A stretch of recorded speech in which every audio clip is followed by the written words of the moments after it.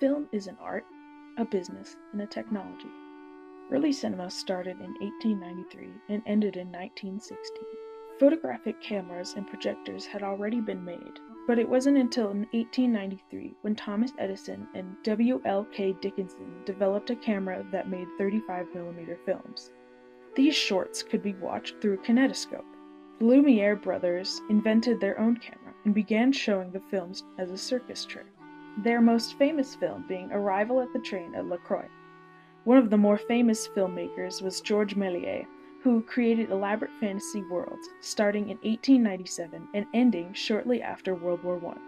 1904 began narrative films, and the Italians, Americans, and French dominated the world of film. Around 1910, California began the film mecca for American filmmakers. The terrain was so diverse and the weather so perfect in Hollywood for year-round filmmaking. Film became a business. Hollywood created the studio system, where a producer would gather the directors and actors and manage the entire production. The rest of the world focused on art. There was German Expressionism from 1919 to 1926, and French Impressionism and Surrealism from 1918 to 1930, and Soviet montage from 1924 to 1930 that mainly focused on propaganda.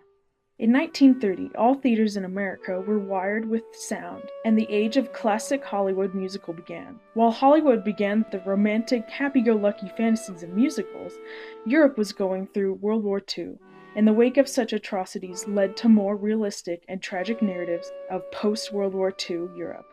The Italian neo-realism period from 1942 to 1951 discussed the atrocities of war and fascism, and the French New Wave focused on the emotional narrative of a character.